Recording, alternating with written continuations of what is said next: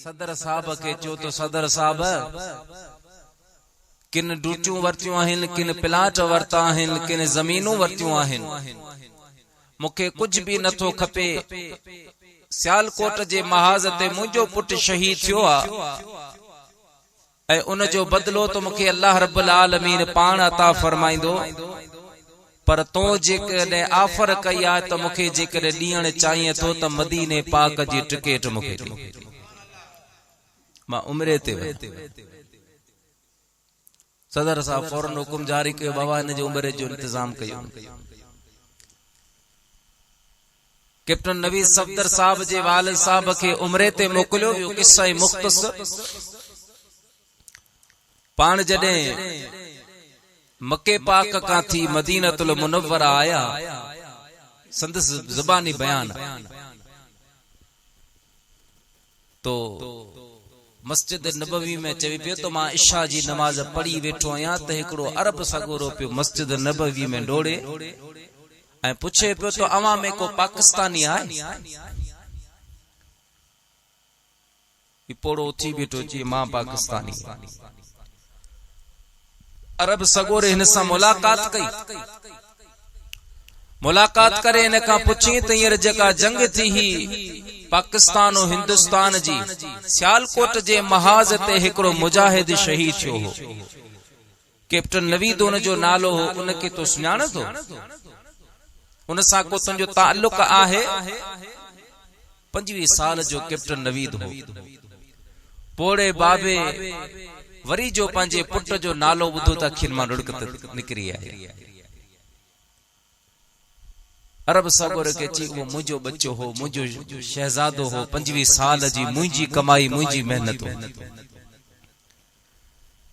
अरब सगोरे हिन के भाकर पाए पेशानी ते चुमी ॾिनी ऐं इहो अरब सगोरो कैप्टन जे वालिद के पंहिंजे घर वठी।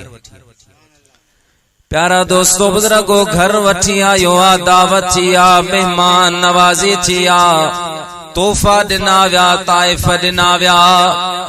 उन पोड़े बाबे के चयो वियो बाबा असां तोखे सऊदिया जी शहरियत ॾियूं था, हिते रहो। मुंहिंजा प्यारा दोस्तों बुजुर्गो कैप्टन नवीद जो वालिद चवण लॻो अरब सगोरा मां त ग़रीब आहियां, मिस्कीन आहियां, कॾहिं उमिरे ते कोन आयो आहियां, कॾहिं हज ते कोन आयो आहियां। तव्हां मूं ते हेॾी महिरबानी करे रहिया आहियो, हेॾा मुंहिंजे मथां शफ़ीक़ थी रहिया आहियो।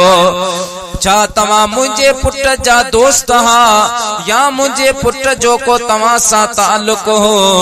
उहो अरब चवण लॻो न बाबा, न को तोसां ताल्लुक आ, न को तुंहिंजे पुट सां ताल्लुक हो। पर असल में ॻाल्हि ही आ जे रात इहा पाकिस्तान ऐं हिंदुस्तान जी जंग हली रही हुई, मां मुराक़बे जी हालत में मदीने वारे साईं जे रोज़े पाक जे साम्हूं वेठल हुयसि।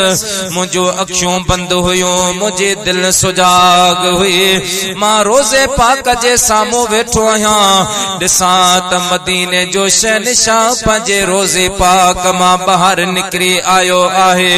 पंहिंजे रोज़े जे दरवाज़े ते अची बीठा ऐं ॿिए पासे हज़रत अलीउल मुर्तदा ऐं हज़रत सैयदुना अमीर उमर हिकिड़े नौजवान खे खणी आया जंहिंजो पूरो जिस्म खून नमा सुर्ख लगो पियो आ। अची मदीने वारे साईं के अर्ज कर लगा या रसूल अल्लाह या हबीब अल्लाह, यो कैप्टन नवीदा जे पाकिस्तान हिंदुस्तान जे जंग दौरान सियालकोट जे महाज ते पंहिंजी जान जो नजरानो पेश कयो आहे त मदीने वारे मीर भी तुंहिंजे पुट खे मुबारक ॾिनी। ओ कैप्टन नवीद तोखे मुबारक हुजे, अज रब भी तोखा राज़ी आ, तमाम मुस्तफा भी तोखा राज़ी आया। सुभान अल्लाह, सुभान अल्लाह। अज मदीने वारो फरमाए पियो त रब भी तोखा राज़ी आहे, तमाम मुस्तफा भी तोखा राज़ी आहे। ये जेका बिलखुसूस पाक फौज जी जेका ड्यूटी हुंदी आहे या नसीब वारन के मिलंदी। ऐं पाक फौज जो मुजाहिद जवान जिते भी शहीद थींदो आ खुदा जो कसम आ जन्नत हुन जी मुंतज़िर हुंदी आ जन्नत हुन जो इंतजार कंदी आ मुझे महबूब करीम सल्लल्लाहु अलैहि वसल्लम फरमाता जेको पंहिंजे वतन पंहिंजे मिल्लत जे पंहिंजे कौम जी हिफाजत कंदे पंहिंजो जान जो नजरानो पेश कंदो आ अल्लाह ताला जी ज़ात बा बरकात उनके शहादत जो मकाम नसीब फरमाइंदो आहे ऐं कुरान फरमाइंदो आ जेको शहीद आ वो यकीनन जन्नती आहे। चाचा देसी साहब के अल्लाह ताला ब वडियूं नेमतूं अता फरमाई पुट के रब करीब नौकरी ॾींदे पाक फौज में ऐं ॿिए पुट जी शादी थी शादी भी का मामूली शय थोड़ी है सुभान अल्लाह जडे मदीने वारे साईं जे बिन उम्मतिन जी मर्द ऐं औरत जी जडे शादी थींदी आ उन शादी में मुझो महबूब मदीने वारो पान तशरीफ फरमा थो सुभान अल्लाह साईं अचन बशर्त के उन शादी जा रस्म रवाज मुझे महबूब जी सुन्नत ऐं शरीयत जे मुताबिक हो शरीयत का हटी करे हुंदा पो गारंटी ना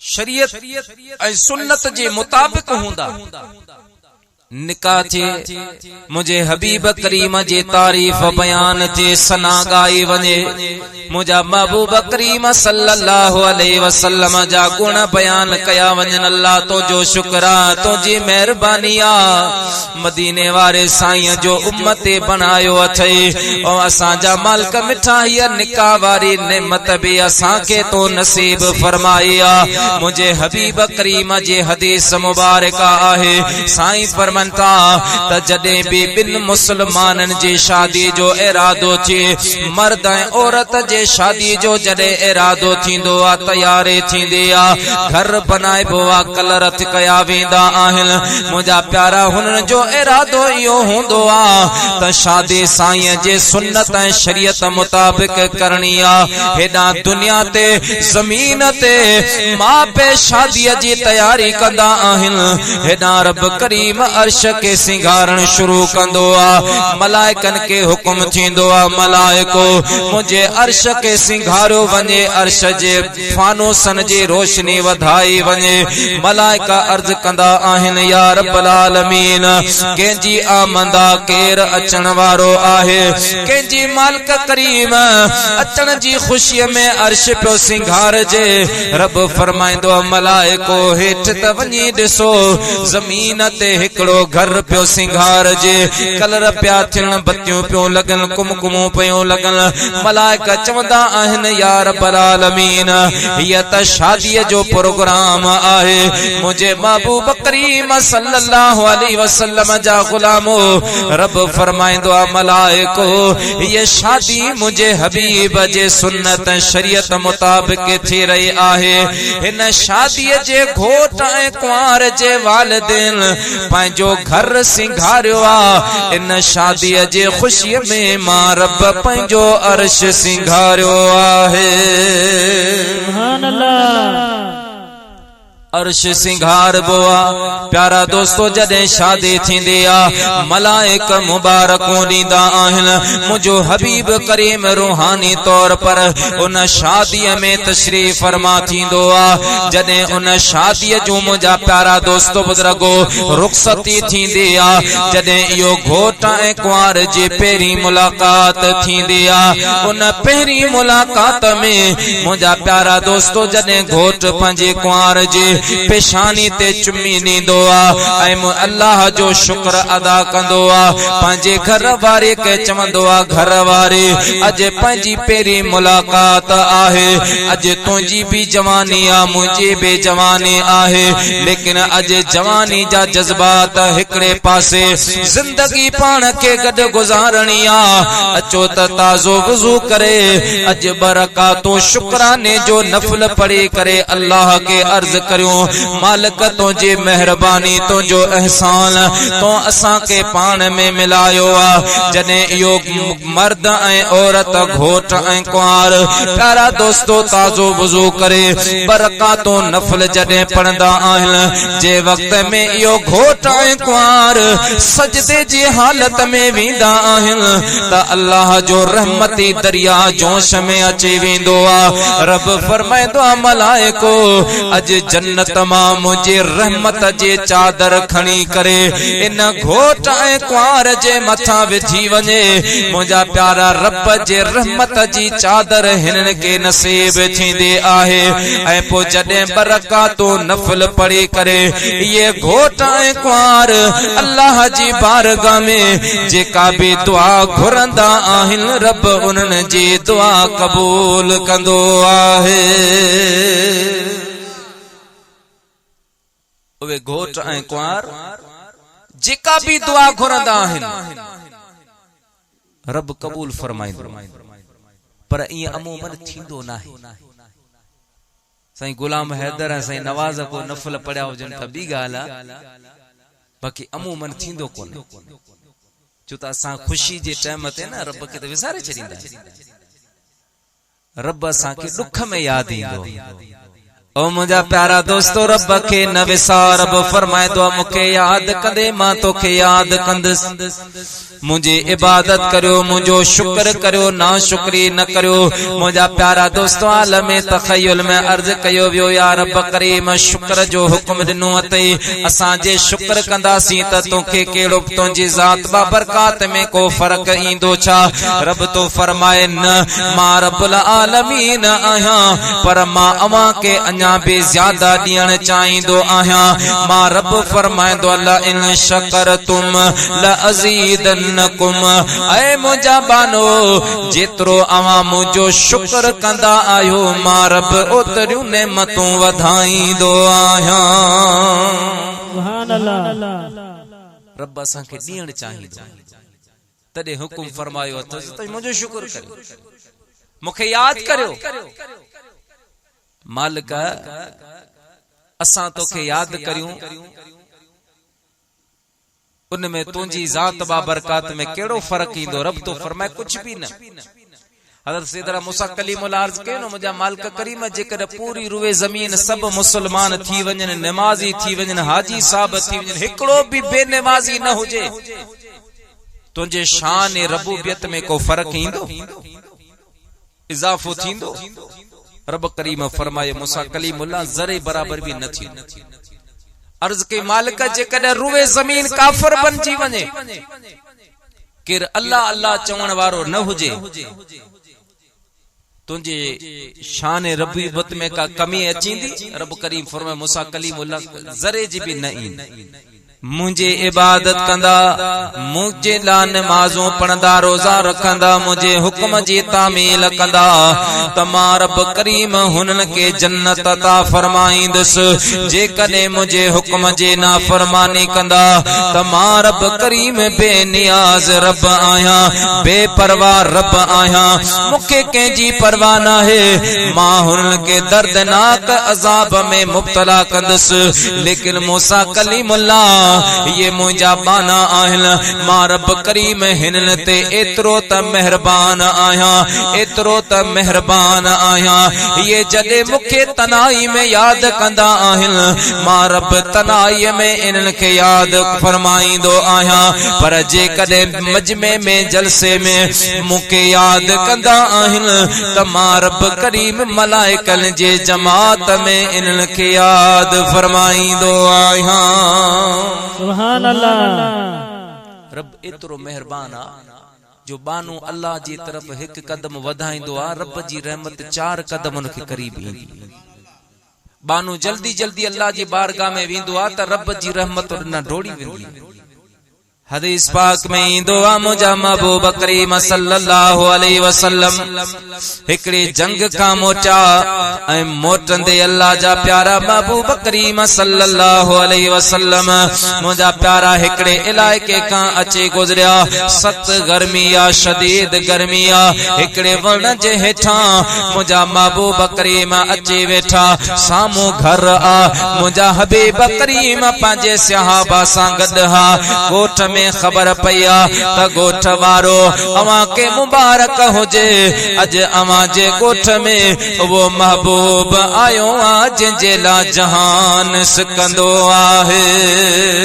सुभान अल्लाह। वो महबूब आयो जंहिंजे ला सब को पियो तड़पंदो आ ऐं अर्ज पियो कंदो आ त मूं सारींदे सुपरी अची जे हेकार त पेरे भरिया पिंबड़ियूं हंद विछाया वार पो साजन सब जमार मां गोली थी गुजारिया। मूं घर अची थिए जे में धरो मेहमान तताणे तनूरन के भेरे हणा भाण पो पेकन सोदो पाण मां तसर घर घोरिया सैयदता। सुभान अल्लाह। वो हबीब आई, मानो आया मुझे महबूब से मुलाकात करना चाहिए। सुभान अल्लाह। अल्लाह जे महबूब जे केड़ा खुश नसीब होंदा जिन मुझे हबीब जी ज़ियारत कई, हां जिन मुझे महबूब करीम जो दीदार कयो हो। अल्लाह पाक तोखे मुखे भी नसीब फरमा। दुरूद जी कसरत कंदा कर। हजरत इमाम जौजी रहमतुल्लाह ताला अलैहि फरमान था तो जेको दुरूद जी कसरत कंदो उनके ब फायदा थींदा। हिकड़ो तो दुरूद पढ़ण वारो तेसी दुनिया मां न विंदो जेसी उन दुनिया में रसूलुल्लाह जो दीदार न कई। ॿियो जेको सलात सां मोहब्बत कंदो आ उन जे ला मदीने वारो साईं अल्लाह जी बारगाह में माफी जी दरखास्त ॾींदो आ। अदा तूं ऐं आऊं तौबाऊं करियूं, इस्तगफार करियूं, माफियूं वठूं। रब मर्जी जो मालिक आ, पर इहो त हर मुसलमान जो अकीदो आ त मदीने वारे साईं जी दुआ रब कॾहिं भी रद कोन फरमाए। छो त रब कायनात ही उन हबीब जे करे बनाई। वो महबूब न हुजे हां तो कुछ भी न हुजे हां, उन महबूब जे करे सब कुछ आहे ऐं रहंदो। अल्लाह पाक त ये कायनात मुझे महबूब जे ला बनाई, बल्कि रब करीम एतरे कदर फरमाए मुझा राणा जडे कुछ भी न होंदो तडे भी तो मोहम्मद जो शान ऐं जिक्र हलंदो रहंदो। मानो भले छा भी चवन, असां जड़ो हो खाइंदो हो पींदो हो, दीवार जे पुठा जी खबर कोन हुई, पर मुझा हबीब मां रब तो फरमाया वरफअना लक जिक्रक, राणा तुझे जिक्र के मुंह बुलंद कयो आ। केतरो बुलंदा जो आशिक तो चवे जिक्र अज़कार सब फानी, मोहम्मद जो जिक्र बाकी सबब ही छो, जो खुद अल्लाह संद नहीं नात खां आहे।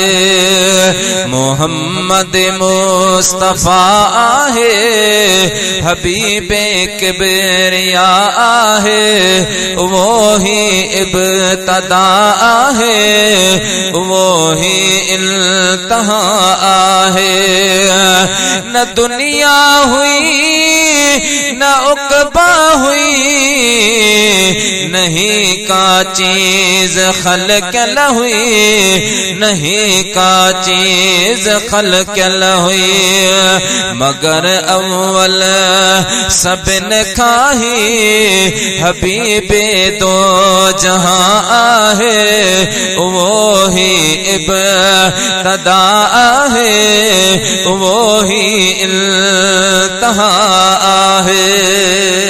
नारे तकबीर, नारे रिसाला, नारे तहकीक, नारे हैदरी, नारे